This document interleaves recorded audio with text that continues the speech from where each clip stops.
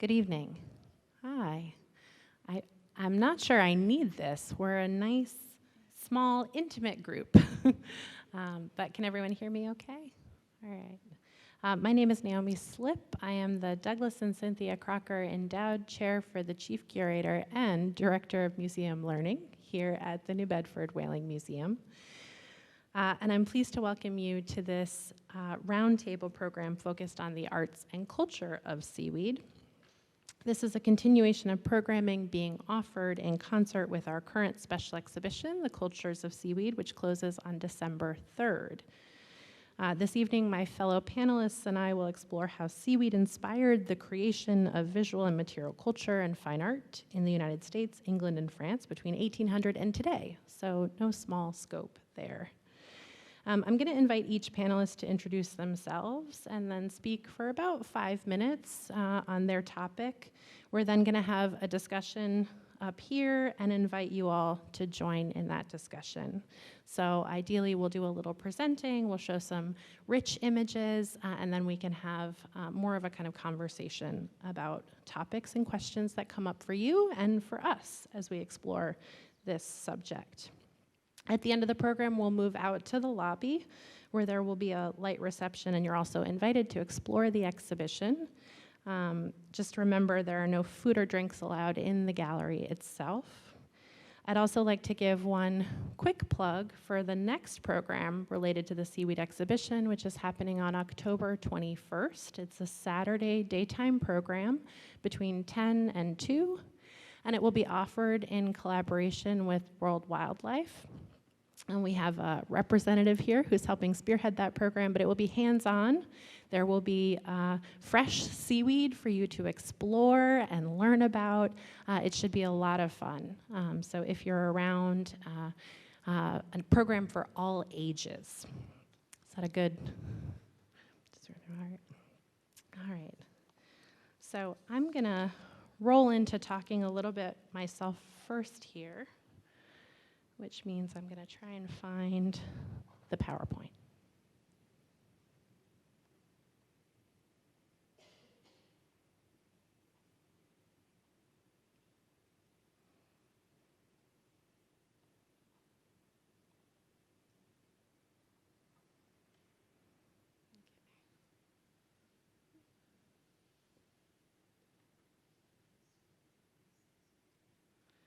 Okay.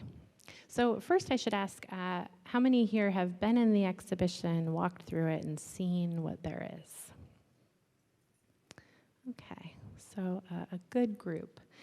So you're going to see some things that are familiar and hopefully hear some stories that help elaborate on what you've seen in the exhibition. I'm going to keep an eye on my time here as well so that we leave plenty of time for discussion. As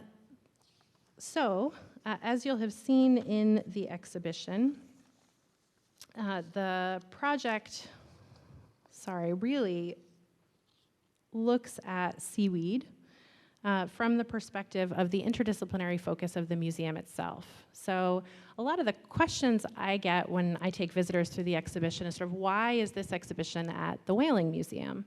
So just as a little bit of background to contextualize why the project is here and how it fits with what we do in our collections, I did want to share that the museum was founded in 1903 as the Old Dartmouth Historical Society, and today our mission embraces art, history, science, and culture to tell the stories of the region and the seaport, and that of course includes the coast and the coastal communities that have called this area home, and which have utilized seaweed in many diverse and dynamic ways. Seaweed is the common name for many different species, including algae that grow in ocean, lakes, and rivers. I think weed, the second half of that name, implies the general public perception of this material, right?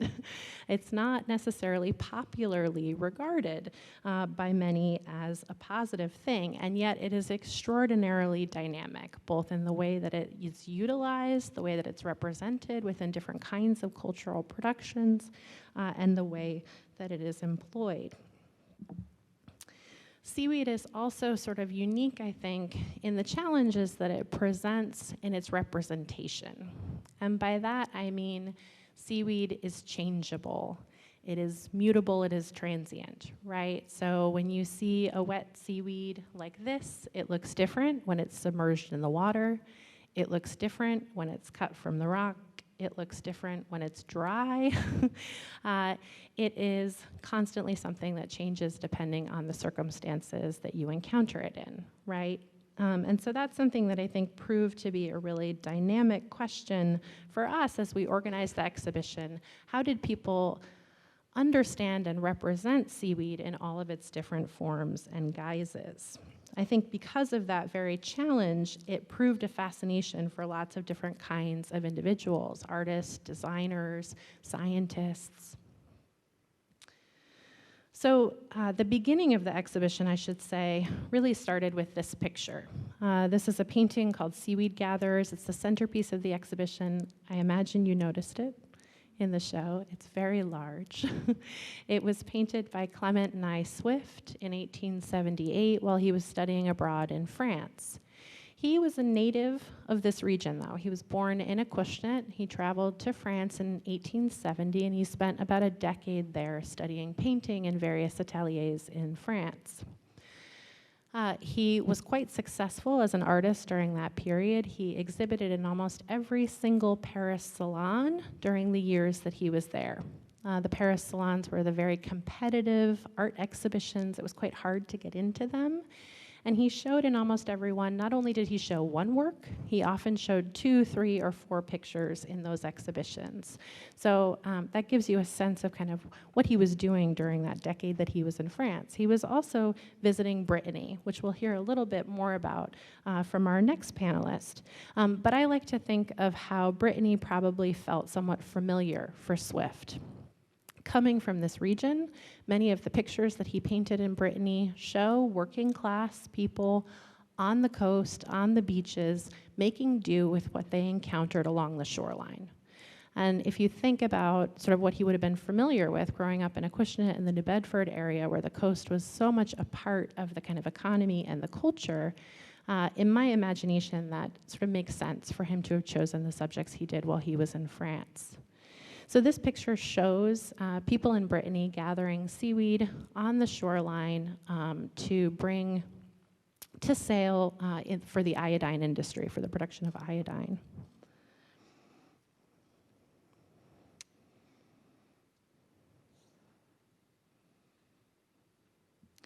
That painting, as I said, became the kind of centerpiece of the exhibition for us and helped us also to frame how we would think about the exhibition.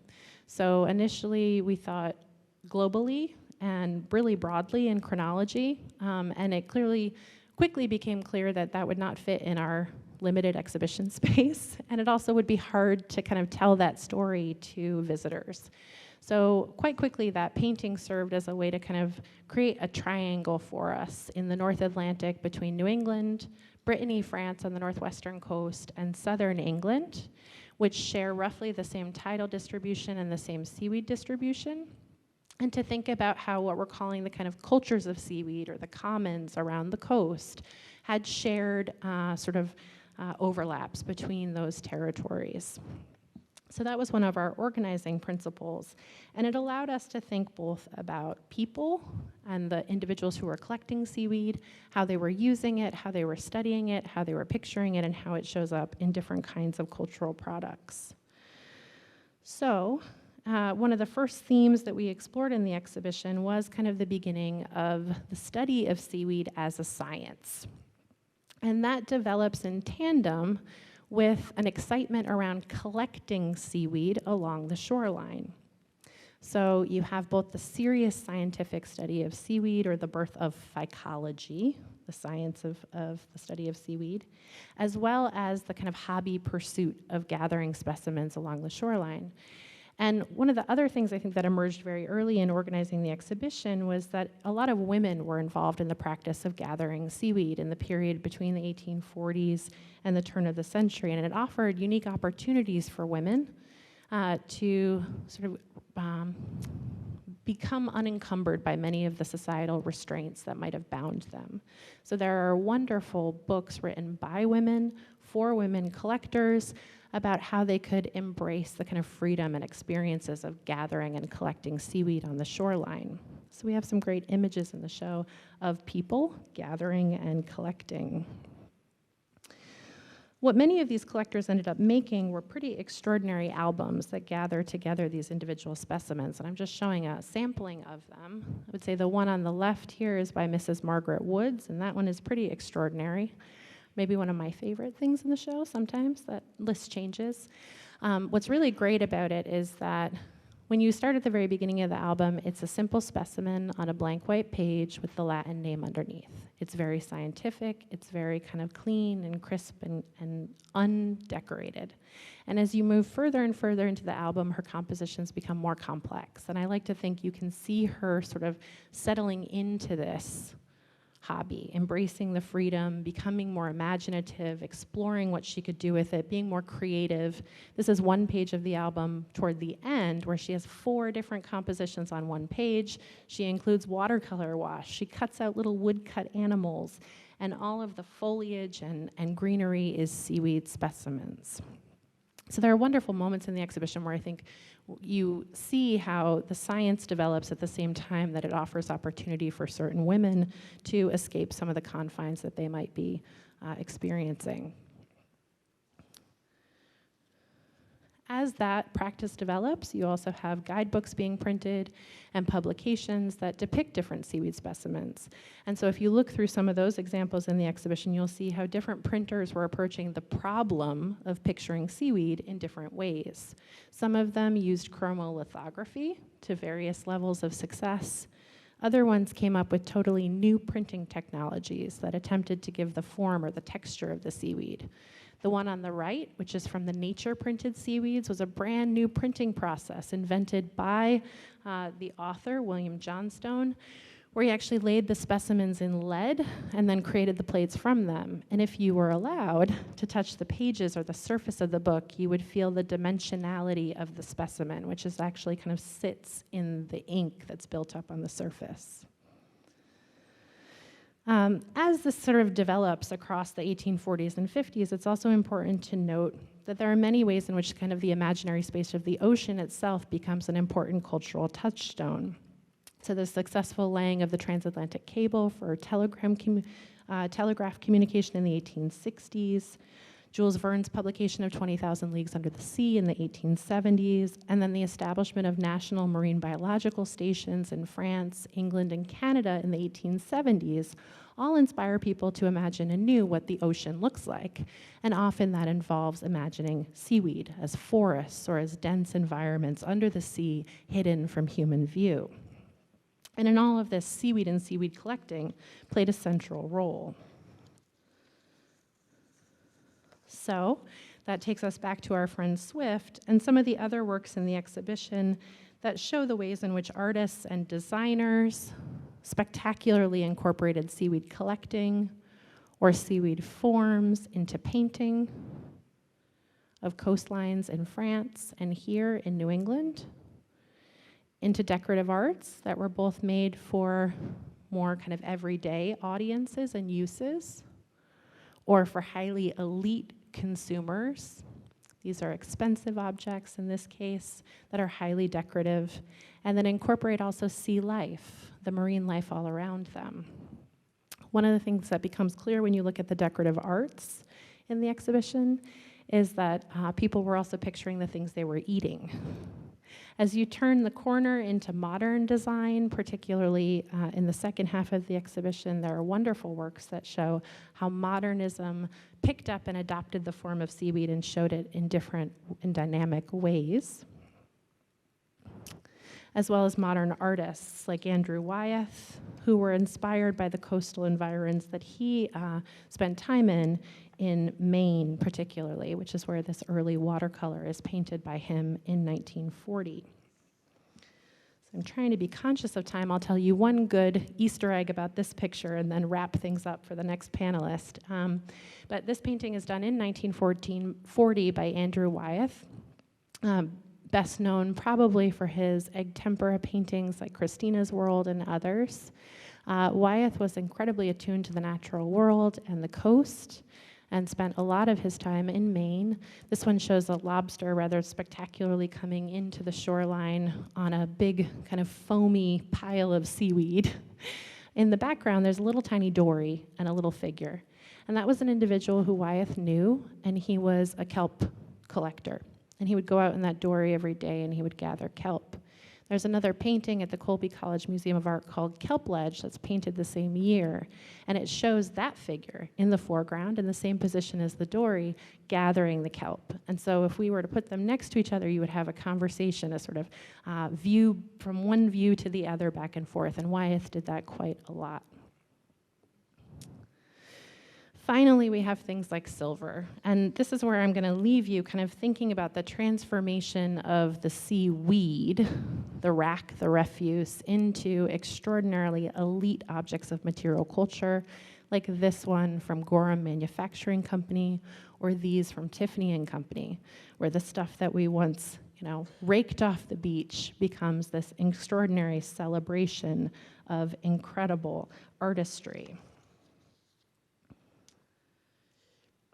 So as a material in all of these art forms, we'll hear at the end from contemporary artists working with seaweed.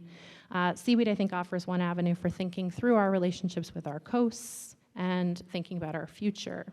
So the exhibition really aims to explore how water draws us together and connects us, and invites responsibility and consideration of what comes next. So I will exit out of this, and then we'll hear from our next panelist.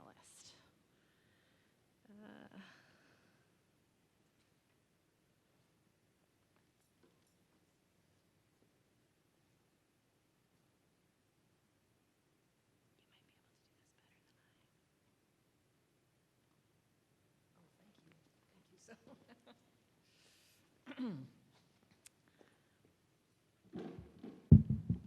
not as tall as Naomi. Hi, I'm Maura Coughlin.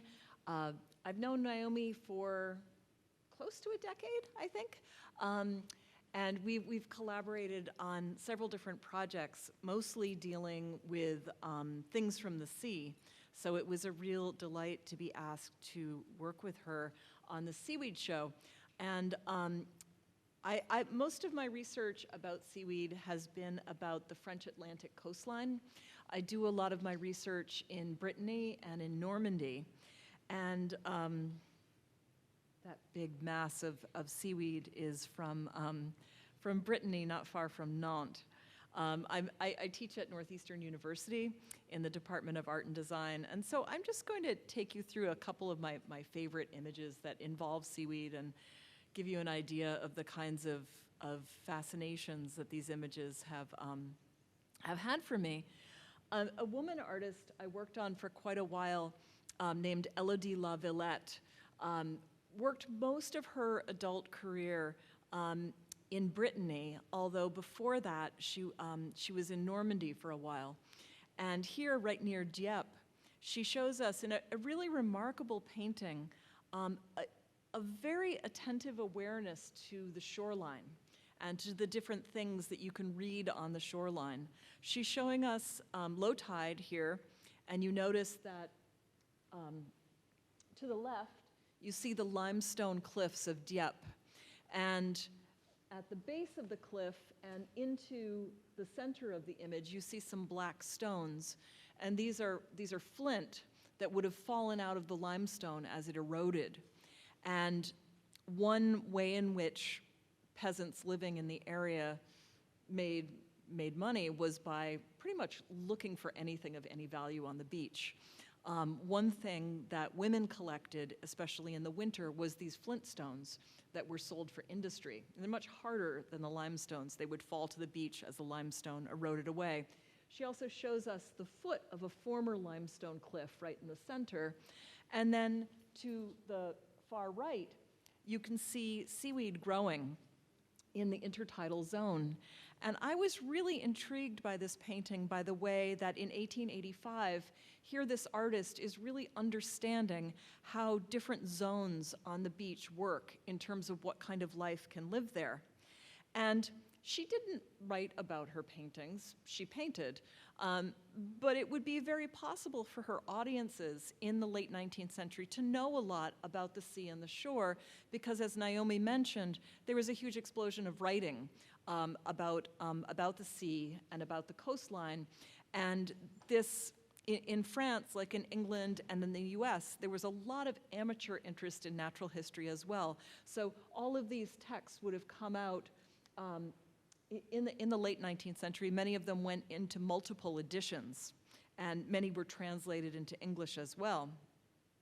So when we look at her painting, which is now on the upper left, you can see the way that she's picturing for us these different zones of the tide line that the photograph here is labeled to explain. And in the time that she spent looking and painting, and stories about her life emphasize the fact that she painted all year round. She went out in storms. People encountered her painting on the beach with a big black shawl on and said, like, what even is that on the beach? And apparently, I love this too, she also jumped in the water and swam almost every day year round. One of the people who talks about her career says, and Madame La Villette swam every day in a bathing costume of 20 years ago. It's a French person. But in addition to these texts that I showed you about the tide line, there also were a lot of popular texts about the collecting of seaweed. And this is a wonderful illustration from one of these, a text by two brothers who were amateur seaweed collectors. They were trained in pharmacy. Many pharmacists became interested in natural history. And this is the frontispiece of their book that explains how different seaweeds grow in different zones. So there's a lot of rich visual culture that we can bring to paintings like Élodie La Villette's. Another work that's actually from the same collection as La Villette's painting, her work is from the Morlaix Museum on the north coast of Brittany, which unfortunately has been closed for many years for renovation. This painting is also from the same collection, and it's not surprising because the north coast of Brittany is a huge seaweed zone. This is a more academic painting called La Ramasseuse de Goémon, or the seaweed gatherer or kelp picker. And I first saw this at a small show one summer in 2008, and it's really a large painting.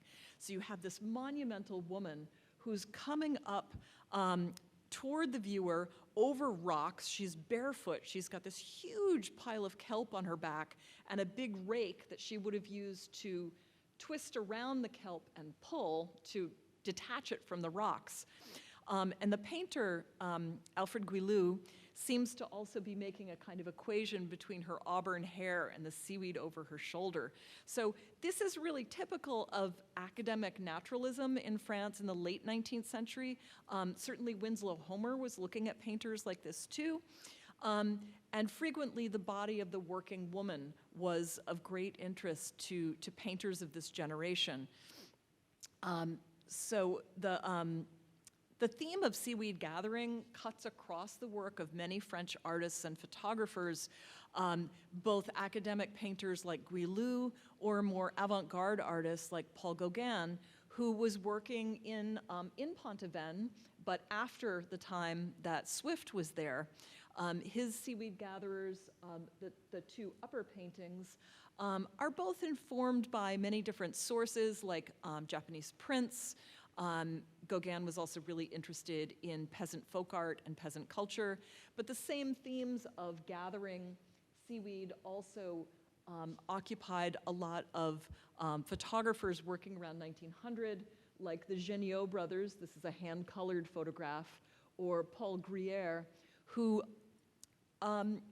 they photographed in Brittany thinking about the documentary function of photography to archive different kinds of trades and skills, and many of these works were published in illustrated volumes, and then later also were issued as wildly popular postcards.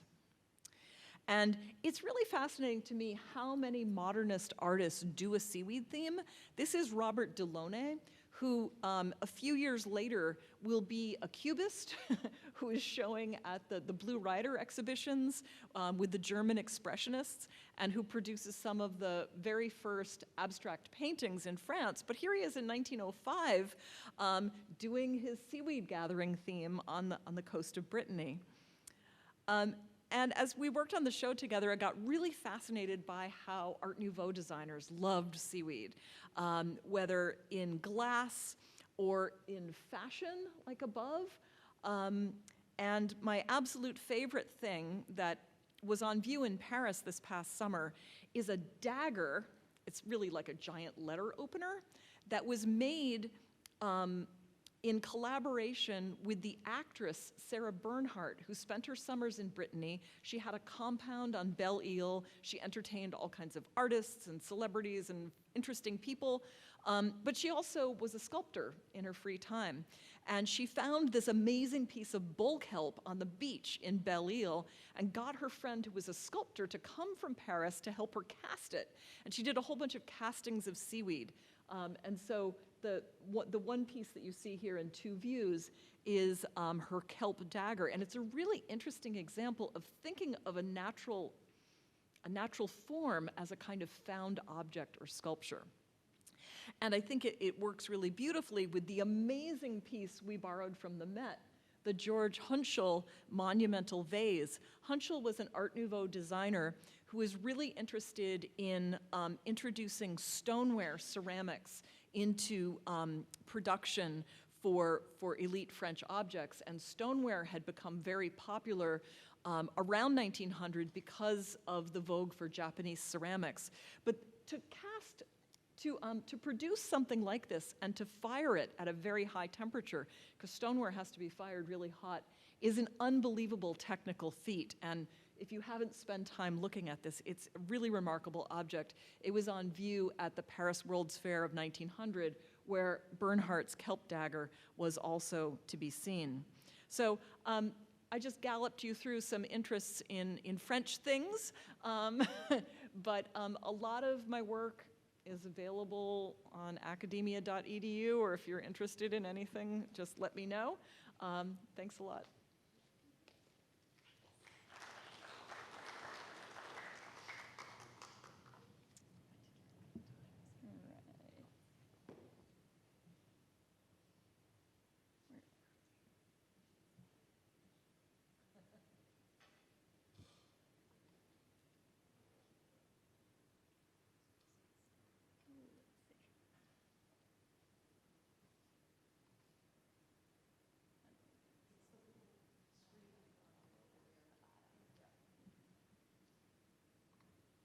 All right. Hello, everyone. My name is Marina Wells. I am the Photography Collection Curatorial Fellow here at the New Bedford Whaling Museum. And thank you, everybody, for being here tonight. And thank you to my fellow panelists. This is a lovely evening to share together.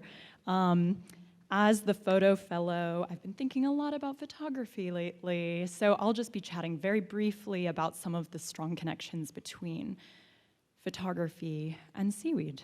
So there are a number of different kinds of connections between these two subjects, and I'll just be chatting real quick about two. One of them is how photographs depicted seaweed very shortly after photography was first invented in 1839 in Europe. So you can see a sneak peek of one of these British cyanotypes up here. And I'll also be looking at very briefly our friends here on the South Coast. So the New Bedford Whaling Museum is blessed to have a wonderful kind of local photography collection. So these are two different kinds of representations in photography of seaweed, but they kind of call to mind a lot of the themes that have already been touched on, but these ideas of seaweed as both science and art, as labor and leisure, as nature and culture. So you really can't open a textbook on the history of photography without running into Anna Atkins. So these are some cyanotypes by her. She's one of the earliest creators of this medium, and in this case, it's a cameraless photography, which she used to depict seaweed. By placing specimens upon light-sensitive paper and then exposing them in the sun, she documented hundreds of different types of seaweed, and she made them into an estimated 5,000 original cyanotypes in the 1840s and 1850s. And this is a remarkable natural history undertaking that she published in installments of her book called Photographs of British Algae, Cyanotype Impressions. And she shared these volumes with fellow scientists, with fellow friends, and she did that as early as 1843, which really makes these kind of the first photo books to be created. So we now kind of look back at Atkins as this wonderful sort of strong woman who is a scientist and really is a strong marker at the early history of photography. And I also, of course, can't look at these without thinking about how beautiful they are, right? And how they create a longer legacy for how seaweed is depicted in different art forms, as Naomi and Maura have mentioned, right? So they're very beautiful things. So in the late 19th century, I'm going to jump over a lot of the history of photography, apologies, but photography becomes more accessible. Atkins' era, it's kind of this more specific, experimental even form, and then by the late 19th century, it's more accessible. And so here we have some of our local photography. We have a number of views of how seaweed was collected and used at the museum. So South Coast artist Robert Swain Gifford studied photography as early as 1867, so we're still quite early in the 19th century at this point. Here he captures seaweed collection in skiffs directly loaded from the sea, and he also captured lots of seaweed gatherers with their wagons and oxen on shore, creating photographs that are very much related to his bucolic painting renditions as well. I think there's a tight relationship here that you can see further in the exhibition. Yet seaweed's also tied to the industrial world, right? Even in those renditions where it's kind of nostalgic or bucolic, other photographers show us in the same era, New Bedford's urban landscape. So photographers like Thomas Edward Mulliken White and Stephen Fellows Adams depicted industrial applications related to none other than whaling.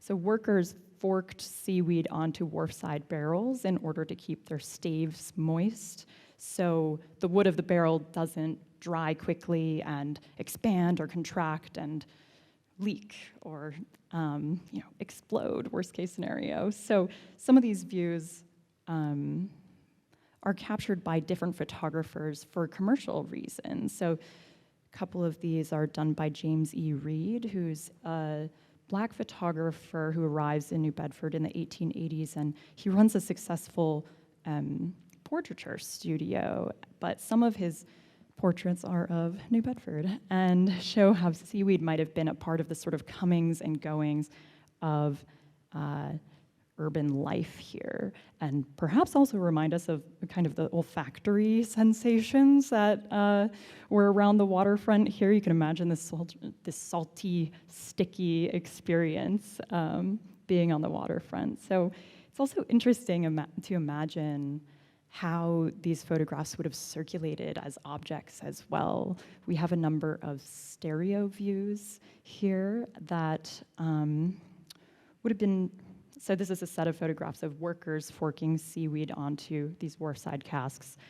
And this photographic form would have been used along with a stereo viewer, kind of a 3D VR experience of sorts, to transport the viewer into the scene, which is just, it's an interesting component that maybe we can touch on in the Q&A, this sort of classed experience of looking at this kind of labor. And by the turn of the 20th century, photography really is quite accessible to a larger audience, where folks can snap photos of their daily lives. And here we have some fun photographs of people using seaweed in the region for clam bakes, wherein seaweed's, of course, insulating the cooking clams with their own salty steam. So Dr. Henry Dudley Prescott, we have a number of his photographs in our collection. He catches seaweed gathering here and the resulting sort of leisurely clam bakes that would have happened on our shores. So today, seaweed remains relevant in so many of these ways as it relates to photography. You can just glance into the area of the exhibition that looks at contemporary artists and understand how folks are still grappling with its formal qualities, its relationship to climate change, and this longer history of photography and seaweed as both art and science, and this impossible line between nature and art. So from its earliest days, photography and seaweed are kind of intertwined, and it remains so up into the present. So those are just a few examples, and hopefully we can chat a little further in the Q&A. Thank you. I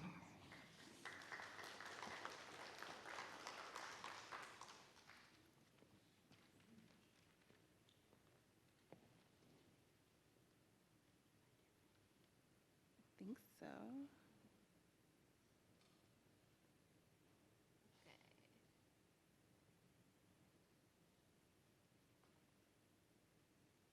No.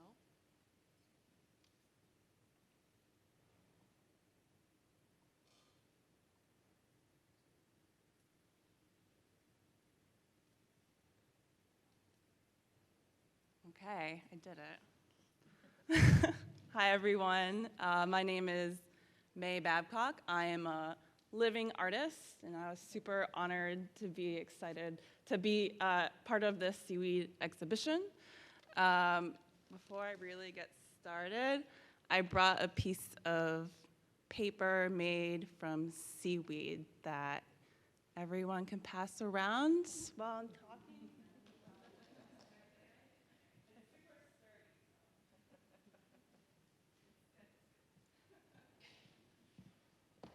Okay, so I am an interdisciplinary artist. I'm based in Rhode Island, and my work is very much rooted in hand paper making and place, and I turn plants and seaweed into paper.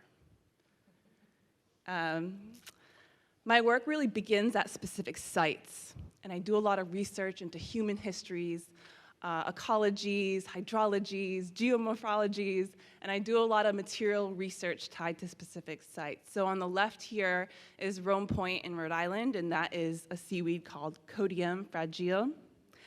I cook my plant or seaweed fibers to sort of clean it. On the bottom right is a machine in my studio called the Hollander Paper Beater, and that shows how I am turning seaweed into paper pulp. And once I have my paper pulp, I'll just show this little image of, it's called dip style or Western style paper making, where you have a tub full of water and your pulp, paper pulp, and there's sort of that frame with the screen, and then another frame of the same size on top. It's called the decal, and that's dipped in to the vat. The screen catches all the fibers, and the paper is formed onto there. So the cool thing about seaweed pulp, especially Codium, and some specific pulps that I process in my Hollander beater, is that they shrink up and harden as they dry, which opens it up to great sculptural possibilities. So this wall sculpture is all paper pulp and seaweed. There's no wire involved. I just squeeze lines of pulp and let it dry and harden up into a sculptural form. And these are based off of wave drawings, blind drawings, like when you look at waves and you just don't look at your pencil, you just look at the wave. It's based on those kind of drawings. And it uses that codium seaweed. This is another sort of related work called Oyster Thief, because I was thinking about codium as a kind of displaced species. It's from off the coast of Japan. Shellfishermen get annoyed at it because it does attach to shellfish and float away. It also outcompetes the native eelgrass seaweed beds. So these are just little wall sculptures about that. These are more recent works based on that site, Rome Point in Rhode Island. And Rome Point was actually slated to be a nuclear power plant, like cooling towers that would circulate water from Narragansett Bay into the towers and into the bay. So it would like warm up the bay and totally disrupt the ecologies.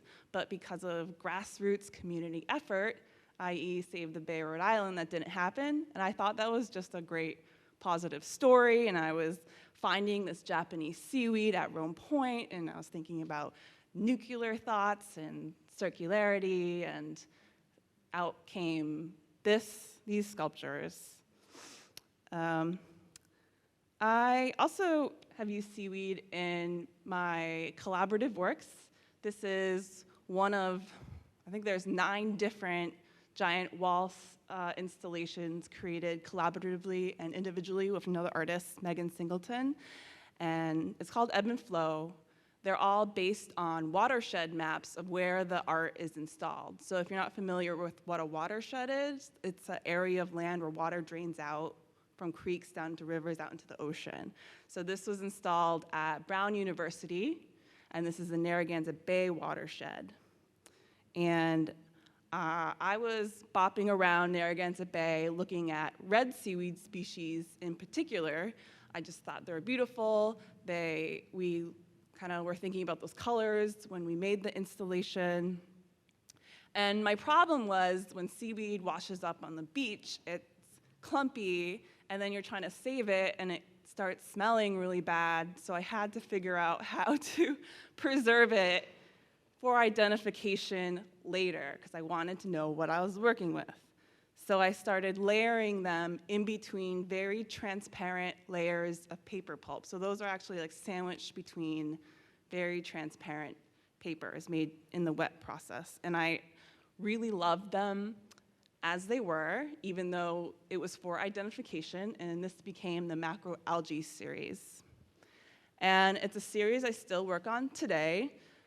So when I'm by a waterway, I tend to snag a few samples just to see what is where. And some of the seaweeds are a little larger. Those other pieces were like 6 by 9 inches, so pretty tiny. This is just a studio photo of some wet paper pulp and codium fragile seaweed being embedded within the pulp itself. And that series became the Rhode Island Herbarium series.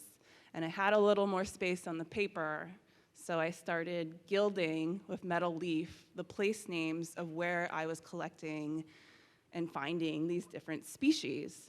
And I was gilding the common colloquial name of these places, but then I was thought about, how place names change over time according to different peoples.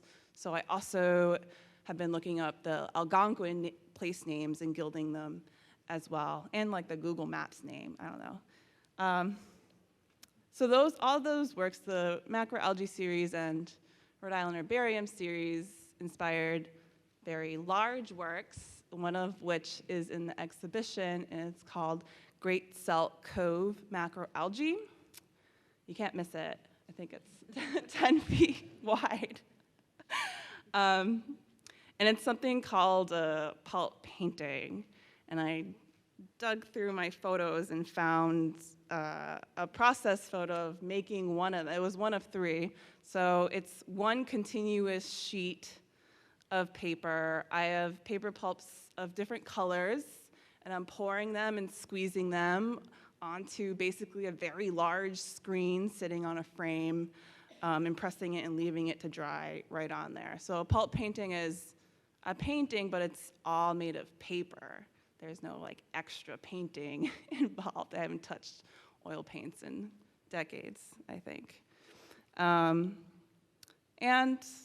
I thought it'd be cool to show this because it was originally created for this site in downtown Providence, Rhode Island, right on Washington Street, on the parking garage facade. I made 3 of these, and they were outside for like 3 weeks, which was awesome, very sturdy, sturdy works. But it's called Great Salt Cove macroalgae because if you look at maps of downtown Providence, starting from around like the mid-1600s, people started filling in this tidal cove called Great Salt Cove over time. So there's kind of like a very hazy, like, I was like, oh, okay, that's kind of like interesting that maybe once upon a time there were seaweed species where right now it's just like asphalt and concrete. So kind of like symbolic, I don't know. Anyways, that's all I have. Thank you.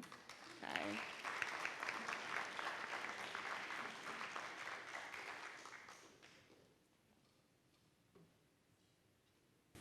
So we've still got a good amount of time for some conversation. I had one question to just kind of kick off the panel here, and then we'll open it up to all of you.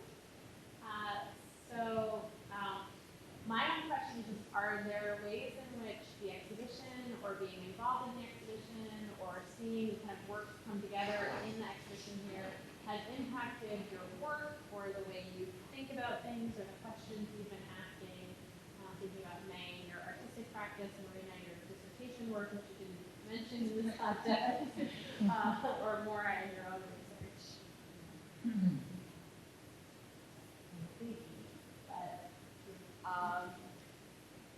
Yeah, I mean, I guess in my practice and what I do, I'm just super hyper-focused on site-specific research and paper making and being in the studio making work from what I'm seeing, like in the contemporary landscape and in waterways that I'm seeing. Oh, in waterways that I'm seeing. Did everybody hear that? I tried to project, okay. Okay. So even just sitting here today and hearing more about the works in the exhibition that I saw, but like didn't really have time yet to like look into, I was like, oh my gosh, like a ton of other artists as well are also really fascinated with seaweed over time and for different reasons. And I also really loved, I don't know how much we talked about it, but like just like the way seaweed was used as like a material for different purposes, and I really felt really excited to hear about that, like the eelgrass for like the wall insulation, like the more industrial applications, because as a paper maker, I'm looking at material and trying to understand like how it behaves as a fiber for paper making. Yeah, I think I've also been thinking about material a lot. Yeah, my dissertation work is about whaling art and gender, and I think a lot about bones and scrimshaw and teeth. And I think reading up on seaweed and thinking about it in the framework of this exhibition has me thinking a lot about the different forms life takes and life after death, if that makes sense. Sort of the materiality of seaweed is something that is just impossible to ignore when you walk through the exhibition space. The ways that Naomi mentioned about how it's produced, reproduced, represented, I think is something, yeah, that is so present there and makes you go to the beach differently. And even thinking about, there's a wonderful essay in the catalog by Melody Jew that is about, or mentions how some of the ingredients that are produced from seaweed in an industrial way contribute to the creation of film itself. And some contemporary artists have played with that in terms of using seaweed to represent seaweed and this kind of, I don't know, cannibalistic, cyclical materiality. It's really endless. So yeah, there's so much dynamic, so many dynamic qualities in this material. Yeah. Well, I grew up spending summers on the Outer Cape in Cape Cod, and as kids, you always do things like throw seaweed at each other, and put funny pieces on your head as wigs. And as someone who has a big vegetable garden, there's always the gathering of the seaweed for different purposes. And I was just chatting before that I've got my big pile of bladderwrack now because I'm about to plant my garlic, and then the eelgrass goes on the top to keep the weeds down. So I'd been looking at it for a long time, and then I guess about 10 years ago, when I was really getting into the Brittany and Normandy research, I just kept bumping up against these representations of harvesting seaweed, but then these very aesthetic images of the beauty of the forms. And I thought, wow, this has no end. It has no bottom. And I can't tell you, how many hard drives I have filled with the images I've collected. So each time I think that I've done everything I could do with it, and something else turns up. So in my teaching, I know that my students are like, oh my God, here comes seaweed again, because it just find ways to mention it no matter what. I just did an Art Nouveau lecture yesterday. I'll just add, in response to my own question, that one of the really wonderful things about the exhibition, and this happens with every exhibit we get to do at the museum, is the treasures you find in your own collection. And the museum's collection is so wide and diverse, and there were some really extraordinary things that were discovered in some ways that had a light catalog record, but maybe hadn't been photographed or really deeply looked at. And so there are some treasures there in the exhibit that I think we had the opportunity to shine a light on, which has been great and will impact future projects in really positive ways. So I'll open it up. Yeah. Thank you. The last slide you had up, the 3 large pieces in Provenance, you said, and they stayed up for 3 weeks. Now, did they deteriorate and you had to take them down, or do you still have them? How water absorbent is paper? They did not deteriorate. I chose very strong fibers like flax, which is used for linen. I used kozo or paper mulberry, which is a very long, strong fiber used in a lot of Eastern paper-making traditions. And I added a lot of sizing. So if you're like a paper person or do watercolor, you know about sizing. It acts like a little raincoat around the fibers. And then just to make double sure, I coated it with Vermont Natural Coatings, like floor coating, which is a byproduct of cheese making in Vermont, I guess.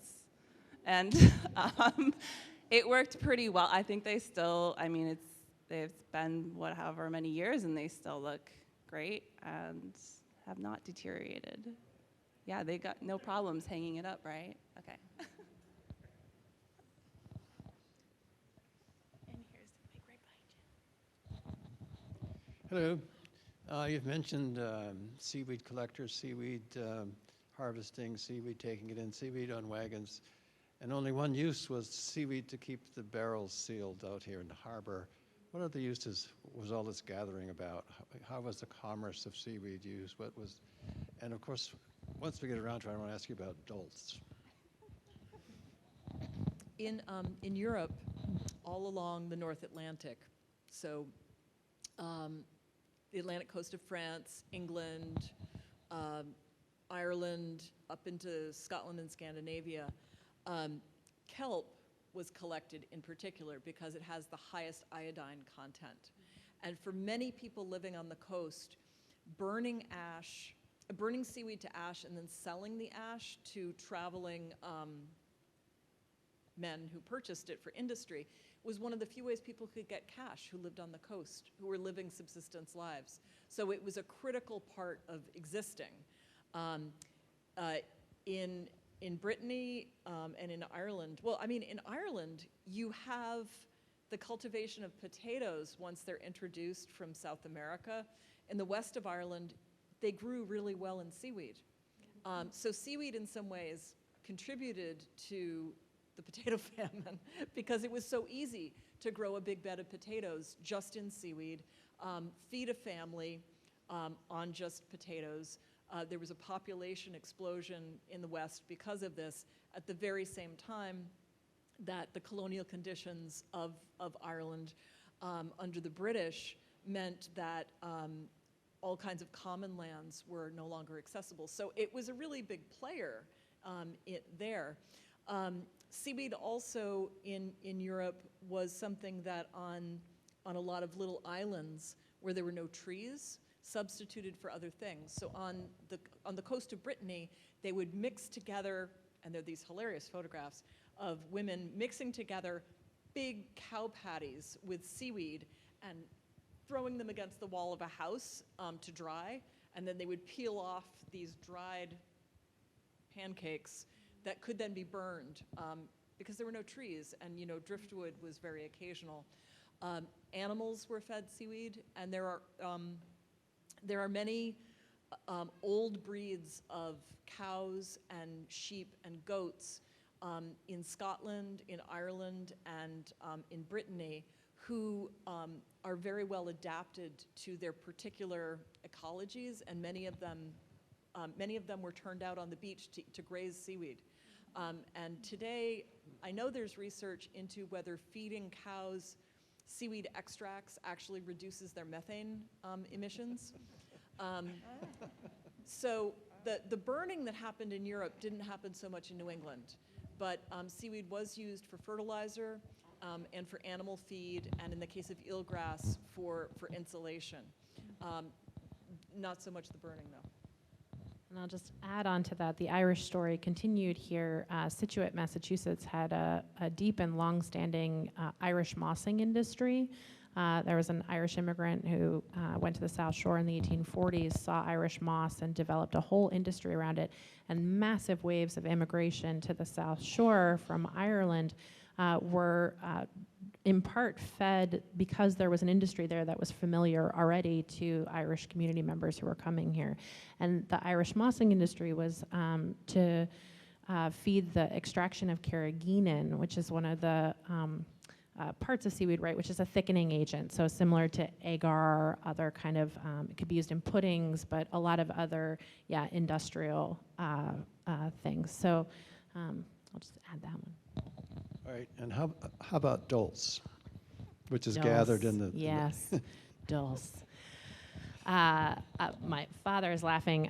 He's from the Maritime provinces. I have eaten dulse. Anyone that goes to the Maritimes and you go to the market in St. John, you're going to eat some dulse. Yeah. What about dulse? I mean, one of the things with the exhibition, this is maybe a good point to come back to. Kind of the expansive foodways around seaweed are a project of themselves, right? I think we tried to stay local and true to that kind of triangle that we mapped out, which at its northern point kind of carries into the dulse story. And I'm trying to think, I think there were at least a couple etchings that showed women gathering dulse that were in some of our original checklists for the show. But we didn't engage dulse so much in the exhibit, except that it's certainly a major economic industry in the Maritimes. Anything to add on dulse? Know that much. I mean, I do know of there are some recipes in, I think, Brittany and the UK for some puddings that are thickened with seaweed. But I just can't remember what they're called right now. But the thing is, for people who lived on the shoreline, they got by with whatever got washed up. I mean, they were very, very resourceful.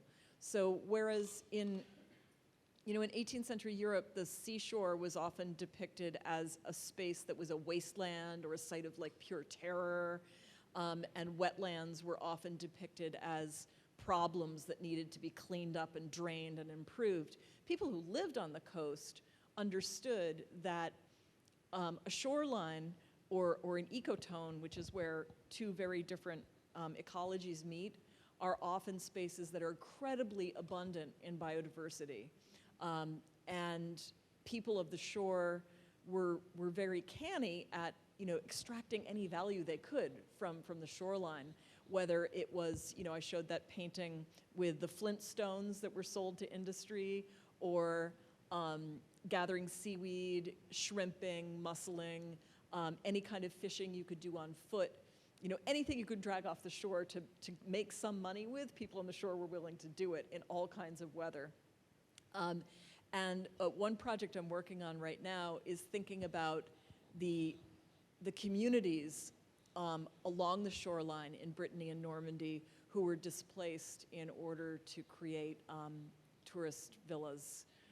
It's that old story of gentrification. There's a wonderful book written about New England called Clearing the Coastline that talks about the disappearance of a lot of coastal communities in order to produce the idea of pristine beaches. Sure, is that Chris Pastores? Yeah. Who I think is now working on a project about seaweed, if that's Chris's book.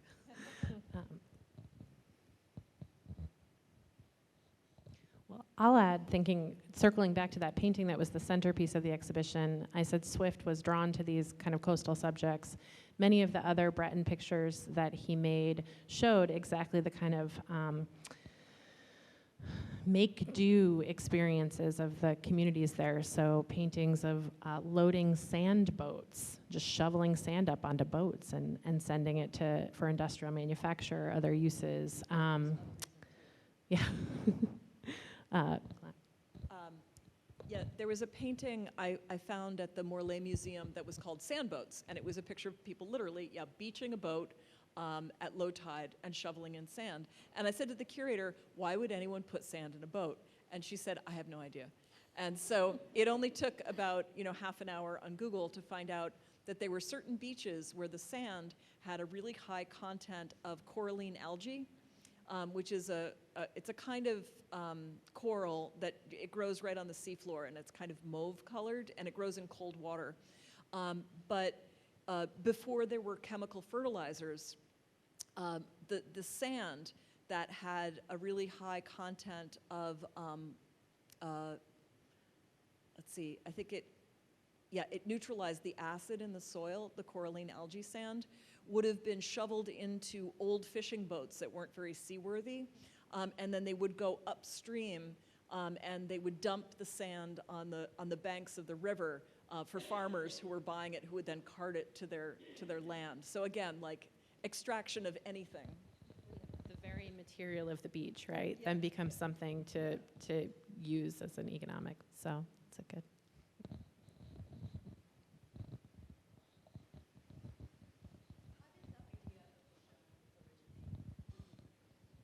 Good question. So the question is, how did the idea of the exhibit originate? So there are two parts of that story. The one part is I arrived at the museum 2 years ago, and when I came and interviewed for the position on site, I was asked to talk about a work in the collection, and I talked about the Seaweed Gatherers painting that's the centerpiece of the exhibition. So that's the short version, which is that I talked about that picture. I had pulled some things from the collection thanks to our director of collections at the time, who had shared items with me and gave a presentation on seaweed as a sort of cultural touchstone. The longer answer to that is I had been working with Maura, as she noted, for about a decade, and knew Maura's work on seaweed and coastal commons in France, and my own work on coasts and on marine fisheries and intersections between American art and science in the 1800s meant that I also had some interest and sort of points of connection through the topic. And so that was part of why I chose the painting to talk about it at the museum. And then sort of as soon as I was hired, I think I wrote to Maura and said, we're doing a seaweed show. Will you join us? And the fun started from there. One of the things I'll say is, seaweed is extraordinarily light sensitive. It's fragile, it's delicate. There's a lot of seaweed specimens in the exhibit. There's a lot of works on paper in the exhibit. We were looking at textiles. We were looking at things that were tough to borrow for exhibitions. And the catalog for the show has many more objects than you see in the exhibition. It's essentially kind of the dream checklist that we had compiled for the exhibit. And for whatever reason, whether things were promised somewhere or they couldn't be lent for conservation reasons, the catalog was another opportunity for us to kind of tell the bigger story. So that's a longer answer than what you asked, but gives a sense of kind of the behind the scenes maybe a little more. There are 33 lenders to the exhibition. I will look squarely at Melanie Correa, who's up there, our exhibitions manager. That is an enormous amount of logistics. And she managed all of those with extraordinary patience and skill. Hi, thank you so much for everything you've done for the exhibition and also tonight. It's been wonderful. I just wanted to ask one question to everyone. I think what was terrific about this show is the hyper locality and site specificity of the show and some of your works. Either it's New England or coastal areas of France, but how do you think about the planetary issues in your work? So as an art historian of East Asia, I think what's really provocative is that, yes, like Gauguin saw like Japanese prints, but in fact, there were seaweeds in the Breton and in Japan. So how can we think about art history differently through just like how you read what's her name? Elodie de la Villette painting differently through kind of like a new lens of eco-conscious planetary thinking, right? So it's no longer just stories of humans, but if we're looking at stereo views, like are we looking at the laboring hands? Are we looking at the seaweeds? So how are we thinking differently today? And so how does that question resonate in your work? I could talk about that. About 4 years ago, a book came out that I co-edited with Emily Gephardt from Tufts University, and Naomi wrote a chapter for it.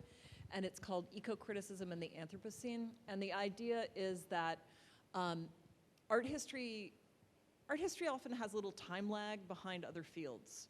And especially in literature, for the last 20 years, eco-criticism has been a really strong thread, which means that the lens that you're looking at your cultural artifact is that of ecology, rather than, for instance, thinking about, the body or, some other lens. And that has been really transformative to a lot of literary and film studies coming from this ecological position. So although there has been a lot of discussion of art and ecology for late 20th century and early 21st century, we wanted to do something 19th century to think about how can these tools make us ask really different questions, look at artists that maybe aren't considered the most important artists. So, for me, it was really important that I was looking at someone who is an understudied female artist rather than looking at Monet again, And so this is really growing, this field, but not without some pushback. There've been a couple times when I've presented materials and people have said to me, like, you're just being nostalgic or something. And I said, well, talking about like lost communities of the coastline, that's real, first off. And, visual art can often show us things and make us understand our own moment better. Like just the simple revelation that a pristine beach may be the result of a lot of clearance that's happened to produce that. That's kind of a revelation because it's not something your eye sees when you encounter that landscape. So for me, those kinds of questions have been really important for me in my teaching and writing and these book projects for quite a while. And I think it really, really reinvigorates the study of 19th century art in really important ways. I'll give a brief anecdote before I hand it down here, which is we had a science roundtable, which maybe some of you were able to join us for. And one of the scientists was the scientist at Atlantic Sea Farm. And after the program, he asked later, after the exhibition, if they might be able to sample the seaweed specimens from our collection that are on view. And we haven't decided if we're going to do that yet. But the reason he was asking is because we have about 40 specimens that are framed right at the entrance to the exhibition. And we know exactly where they were collected, when, and by whom. And they, as far as we know, have never been treated in the way that many other herbaria treat their specimens to further preserve them, so they don't have added chemicals on top. And he wants to test the heavy metal content to understand the change in the water through that lens. So that's just an interesting kind of like scientific application query that's come out of the exhibit that I think shifts some of that thinking maybe in that way. I think there are a number of ways to answer this question for me, but the first thing that comes to mind regarding photography is that the local is a kind of avenue to the global. So looking at a hyper-specific moment, one painting, for example, is just a way to map a matrix of different connections. And we've been talking about this. Of course, it connects to seaweed, but also with some other exhibitions in the making right now about the material history of a photograph, for example, can connect you to all over the world. So that photograph, for example, there's silver in the processing of it that maybe was mined in South America. There are lenses on the camera that have been produced and shipped across the ocean from Germany. There are maybe eggs in the albumin that was used to create the photograph, maybe from next door. But I think that there's so much of that connects to seaweed's global connections, both materially and in the actual production of the objects themselves. Yeah, I hope you'll speak to that. I'm thinking about materiality. Maybe we can get to that too. Okay. That's a really great question. I'll just talk from my experience. Early on in graduate school, I didn't show my earlier work, but I was in South Louisiana and I was just looking around at the local landscape. And that's what I start with. And I was looking at built structures, this kind of like post-agricultural, decayed, like kind of sad landscape. And that's what that work was about. And I think over the years, it's kind of been, I didn't start out thinking about ecologies and planetary thinking, but I think spending time with observation and spending time with places and revisiting them, like, it becomes really hard to ignore, some of the darker things happening out there, waterways that I use to like make a patina, like the Providence River water, like creates this like blue-green patina when I do metal leaf gilding, and there's species that are moving around because of people and the climate crisis, and species that are like blooming because of too much nitrogen in the water, for example. Like it just kind of like goes on and on. And I think that kind of ecological thinking didn't gel in my work till actually a couple years ago. I took an online course with Kathy Fitzgerald over in Ireland, and she teaches the Hamier Eco-Literacy course for creatives and artists. And that introduced me to this term, you know, in addition to like all this thinking and writing that's been going on in the past couple decades, it introduced me to the term ecocentrism, which I've also kind of been starting to talk about more. And it's this outlook that, you know, humans aren't separate at all from the living planet, from plant life and flora and waterways, and they're all interdependent and intimately connected. So humans aren't superior or separate from nature. We're like, we are nature. We are of this earth. And I think it sounds like a simple thing, but if you go deeper into that green thinking, it's like, oh my God, like, yes. So I think my work now is definitely, I think part of why I do what I do is that it introduces people to the voice of the waterways, to these seaweed species, and just giving them a voice in our culture.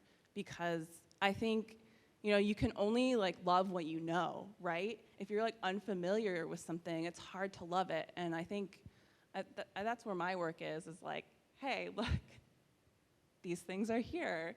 Look how interesting this is, and you know, get people familiar with the places around them and with seaweed species and whatever weird plants and sediment around. I'm getting the signal here, so I think unfortunately we'll pause there, but we're here. There's a reception, the exhibit is open, we can continue the conversation certainly, and we can stay up here if there are more questions for a little bit, but thank you all for joining us this evening. This is lovely, and we'll look forward to chatting out in the reception with you more.